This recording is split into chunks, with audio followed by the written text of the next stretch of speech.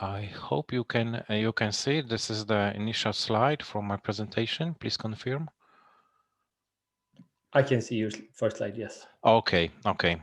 Thank you very much. Okay, I'm representing the HIDALGO project and especially WP3 work package, which I'm basically leading at the moment, and I'm also the quality manager of the HIDALGO. So let me give you a few words about this project to let you be acquainted with the main goals, information about the use cases which are developed under this project, and some other general information about the HPDA. Yeah, it seems to be like a starting point for this HPDA discussion in this session. So so I also provide some initial benchmarks at the end of this presentation, which give you some idea how we benchmark, how we test all the methods which are provided within the HIDALGO. Okay, so let's go to the slide 2. HIDALGO is essentially Center of Excellence project, which is coordinated by the ATOS. Technical coordination lies in the HLRA's hands. There are 13 partners from 7 different countries like Spain, Germany, UK, Poland, Greece, Austria, and Hungary. We started in December 2018, and the project lasts 36 months. And this is information about the website, project website. But what are the main motivation and what are the main objectives of the project? Looking from the high level, we are trying to benefit from the synergies, between different architectures, different approaches like HPC, HPDA, artificial intelligence, but the general overall focal point is on the global challenges. We also would like to connect and train different communities around this global challenges aspects, provide also a single point of entry for the decision makers, for the technical experts in this relevant aspects to HIDALGO. Looking at the project targets, we like to establish the baseline for the HPC and HPDA and AI-oriented computing in the global challenges domain, in order to advance state-of-the-art of mechanisms for the data analytics, developed AI-based integrated simulation workflow, but also focus on very accurate models and significantly improve them, for the simulation to give accurate results, and build up a coupled simulation for highly complex phenomena, integrate with the real-world data in statistics simulations like like weather data, like sensor data, and last but not least, of course, enhance and advertise multi-domain portal for the GC community. The HIDALGO work is organized around the pilots, around the use cases. The first use case is the refugee simulation. So we develop a realistic model for the simulation refugee streams in order to help complete some incomplete data, on the refugee movements, also to investigate some consequences of the nation closing its borders. The second one is the second use case is about the Twitter message simulation, where we analyze some structure of the social network. We simulate the spread of messages among users and to understand this fake news phenomena, yeah, in order to also develop some countermeasures. Last but not least is the urban air pollution. Basically, this is a matter of today's discussion, of the today's training, where we simulate the pollution in the cities based on the real-world sensor data. We also couple agent-based street networks with the traditional CFD and weather simulation, and provide stakeholders of politics and industry decision models to leverage green growth. What is also important for the HIDALGO, what illustrates our attitude to the benchmarking work, is that that all HIDALGO models are heavily tested, yeah, against the performance issues, yeah, in order to determine if there are some problems, some issues, some bottlenecks, which, and of course to provide some countermeasures, some improvements on the hardware and on the as well as on the software level. So that's why not only the benchmarking but also co-design is so important for us. We are trying to study the behavior of HPC, HPDA tools on the new machines, on new architectures. Whenever it is feasible, we are trying to test the solutions on the machines. For example, we have very we have very strong collaboration between the HIDALGO and the Praise. We are trying to utilize this largest architectures on the world with our codes. And in the software co-design aspect, we are trying to adapt the codes, different codes based on the different library capabilities, investigating different versions of the MPI, for example, and adapt new features for the software libraries. If we look at the picture of the HIDALGO tools, we may distinguish the following aspects, the following divisions. So we have HPC simulation tools, which is free, which is OpenFOAM, eigenvalue histogram, SN simulator. I will talk about it later on.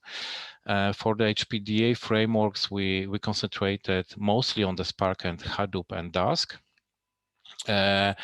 But of course, there are also some complementary tools which are very crucial in order to establish the workflow which enables this complex data flow. So for the coupling technologies, we use a Croupier and FabSim3. And for the final results presentation, we use the visualization solutions like a Covice, which is mostly used for the 3D presentation, as well as Visualizer developed by the NO, but this is web-based tool for the 2D visualization data.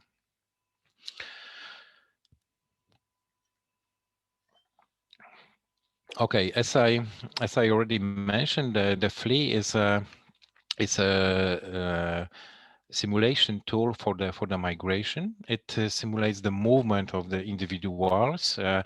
It's based on the agent-based modeling approach with the location network graphs, where each refugee is represented as a single agent, and the location graph contains 4 types of locations: conflict zones, camps, regular locations, and forced redirection points.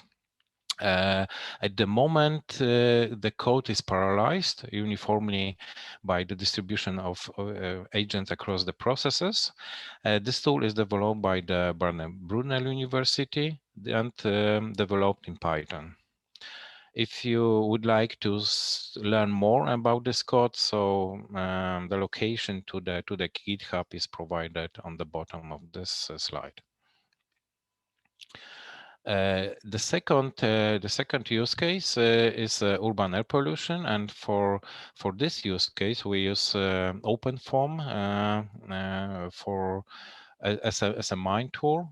It is open source CFD software, and thanks to it, UAP Pilot provides accurate and fast CFD simulation. And what is also important that along with this model, we are also able to incorporate traffic and weather data. And this model is developed by the Széchenyi István University from Hungary. And of course, the OpenFOAM is implemented in the C++. The next use case is a social network, but this time we have two different tools. The one is the eigenvalue, which is used for the validation, and we compute the distribution of the eigenvalues of the two graphs and test whether the two follow the same distribution, yeah, up to some small deviation. So the eigenvalue is for the validation, while a sense simulator is basically this the core of the workflow used for the simulating the spreading of the messages for combination of several auto-tweet feature vectors. This tool is developed by Plus from Austria and implemented in the Python with the libraries like SciPy, NumPy, and PI4Py. Of course, the development of these tools wasn't very straightforward. Yeah, we have passed a very long way. Yeah, so looking from the beginning of the project, which is represented by month 1. In a case of the migration, for example, we started with the free version 1.0, where parallel where efficiency was very limited, yeah, and the software was very communication bounded. We ended up at the moment with the Fleet 2.0, which is able to utilize very efficiently up to 16,000 cores for 1 billion agents.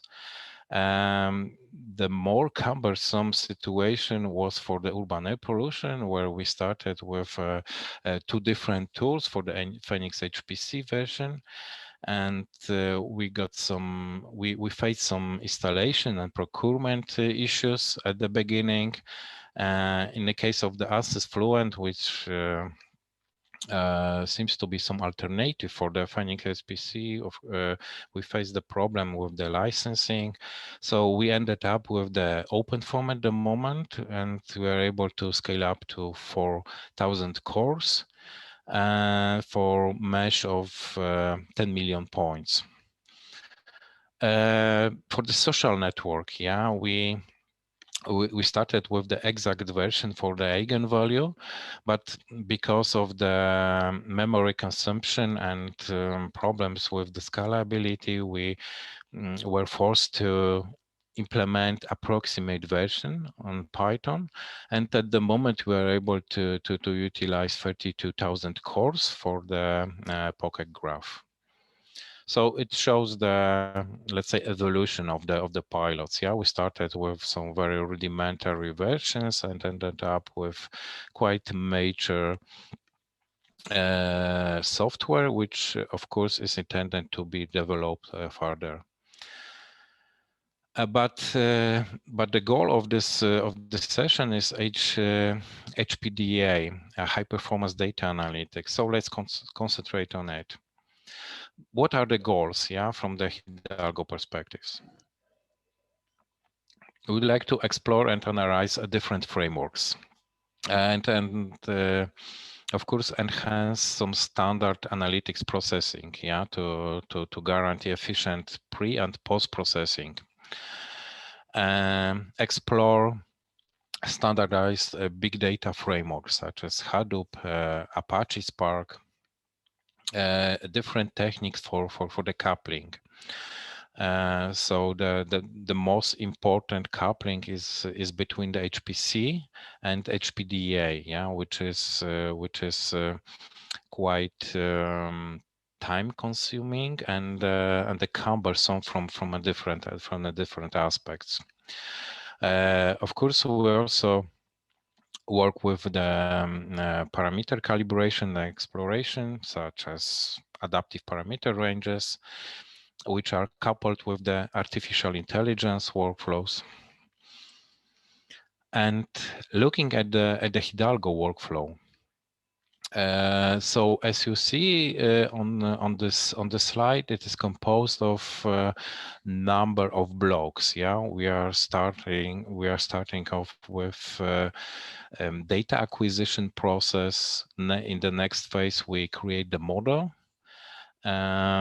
Simulation, which is the core of the processing, is executed on the HPC. Results go to the analysis part, which is performed on a different architecture designed for the HPDA. And starting from this point, we have two scenarios. Either we go back to the simulation whenever we need to, for example, improve some results based on the validation model, or we are going to the visualization part in order to analyze these results which are produced from the analysis. And basically here we may see this problem with the coupling of these two infrastructures, I mean HPC and HPDA. Sometimes it happened that simulation produces a lot of output data, like I don't know, several gigabytes or even terabytes, and this data must be transferred to the infrastructure which is designed for the data processing. And it means that we lose a lot of time, yeah, for this data transfer between two infrastructures. So we are trying to mitigate this problem by establishing a common storage for both, for HPC and HPDA. So it means that outputs from the simulation are stored on the common storage, and once after the simulation ends, we are able to start another part on analysis. What is the HPDA infrastructure we use for the testing? There are two of them. One at HLRS side, the second at the PSNC side. This on the HLRS side is composed of 68 nodes with Intel Xeon Gold processor, and each node is equipped with 512 gigabytes. At the PSNC side, we have a smaller infrastructure composed of 24 nodes with the Intel Xeon processor and 32 gigabytes of RAM. What are the frameworks used for our investigation, for testing, for implementing our methods? These are two: Hadoop which is, of course, well-known distributed processing framework.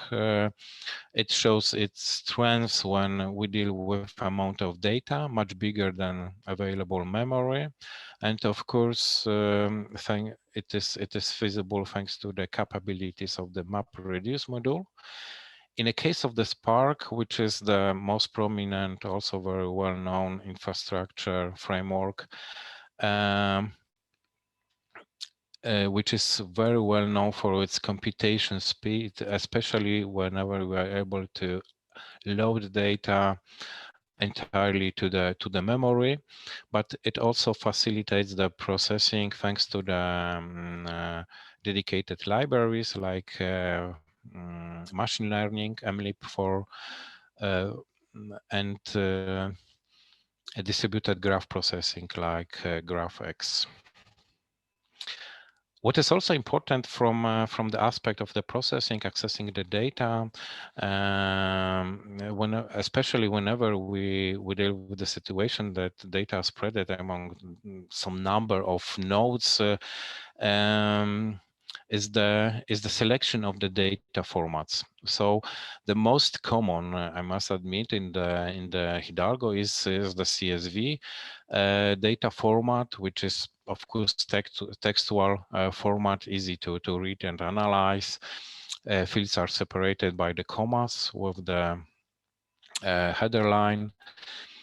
Of course, it is supported by many tools like Excel, LibreOffice, and the SICAN. SICAN is our data management system, but it treats in a very special way the formats like CSV, for example. Whenever you upload the textual form where these header lines are described very in a very distinctive way. So it means, for example, that some fields related to the locations are described like longitude, latitude. We are able to, thanks to the SICAN capabilities, we are able to transfer it to the automatically the file provided in this way to the graphs. So it means that each agent, each line is represented as a pin on the map, and basically it is produced automatically. Of course, it is not compressed and occupies a lot of space. Some kind of alternative for that, which provides a significant number of features which are very useful from the HPDA point of view, is HDFS, Hadoop Distributed File System, which supports very large files and enables distributed storage and processing across clusters. And of course, it is optimized for the high throughput over latency, offers some functions which are also crucial in some aspect, like authentication and access management. It is implemented in the Java and offers its own API interface.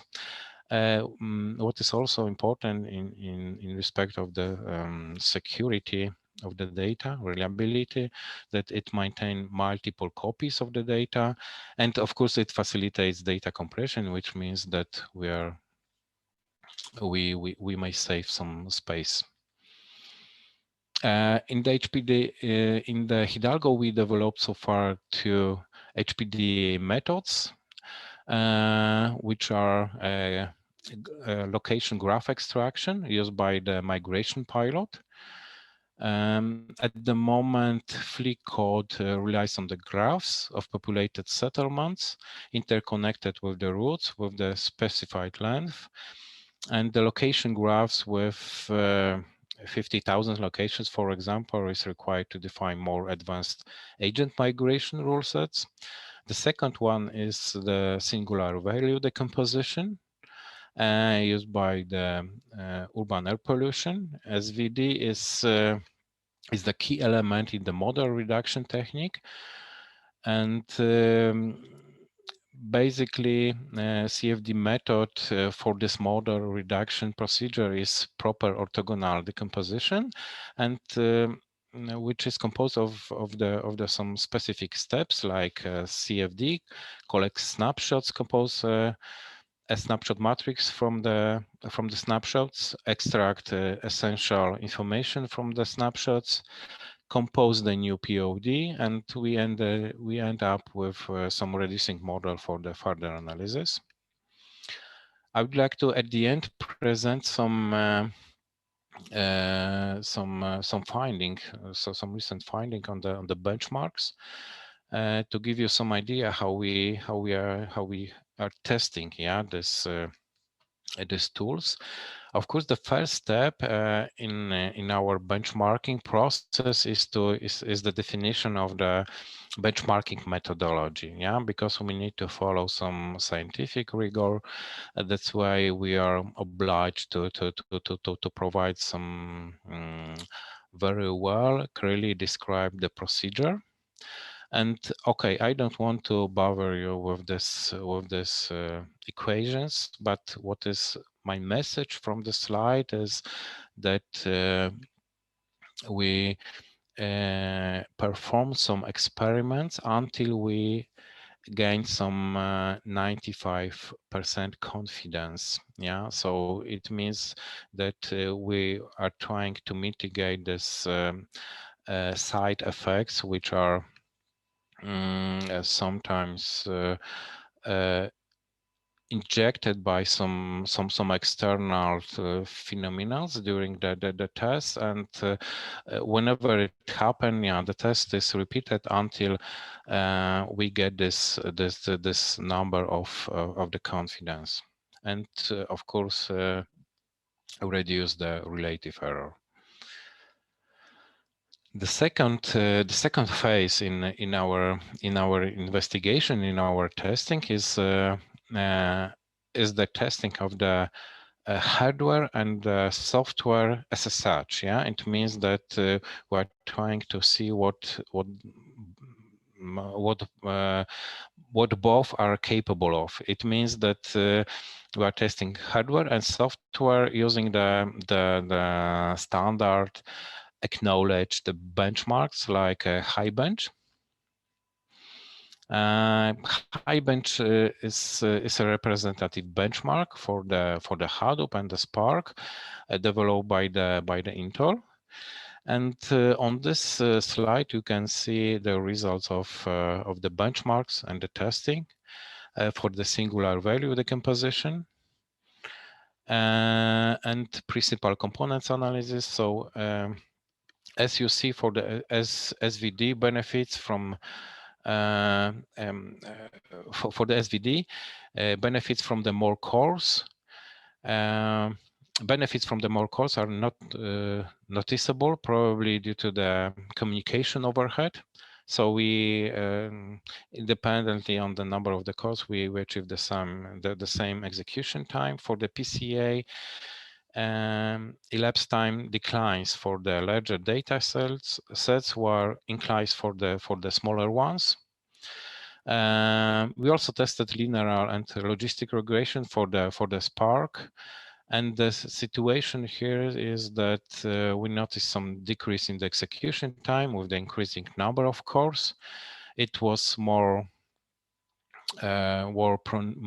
pronounced for the larger data set. So as you see on this blue line, for example, for the logistic regression, the situation is quite similar, but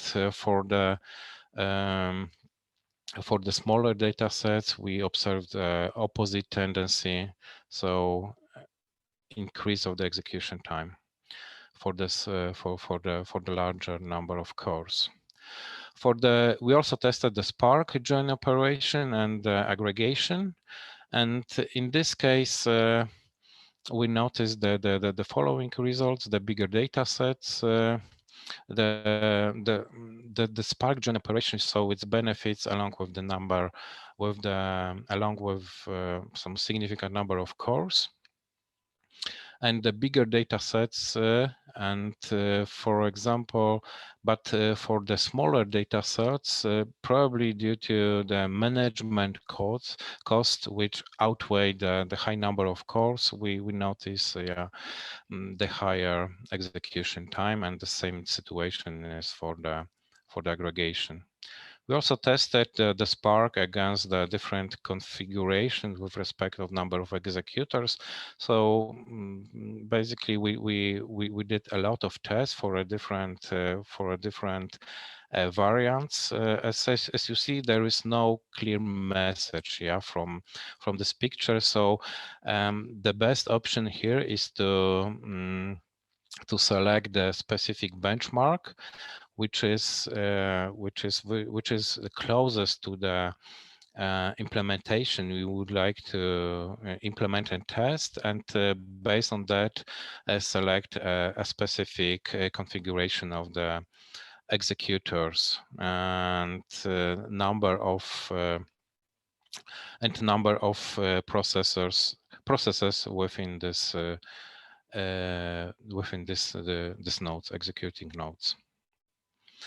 At the end, the final part of the testing is the checking the performance on a Spark for a specific HIDALGO related implementation.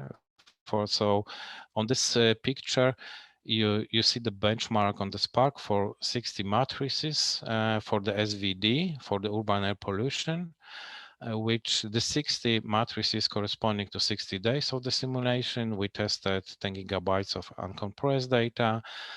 And as you see from the presented plot, we concentrated on some specific aspects related to matrix transport, compute SVD, save data. So we may see which part of the computation takes most significant amount of time, and where we should put our efforts in order to overcome the bottlenecks, which are presented on the slides. And we also see that with some the execution time declines, up to 180 executors, but it goes up for the larger number of executors. So it doesn't mean that doesn't make sense to increase this number. What are the further steps? Of course, we are concentrated now on the implementation of the new HPDA methods defined by the pilots. Dig deeper into application profiling, and concentrate on optimization techniques in order to get most out of both hardware and the software solutions, and also concentrate on some accelerator utilization like GPUs from NVIDIA and AMD like MI100, for example. And basically, that would be all for my side in respect of this introduction to the HPDA part and what HIDALGO does in respect of global challenges in general.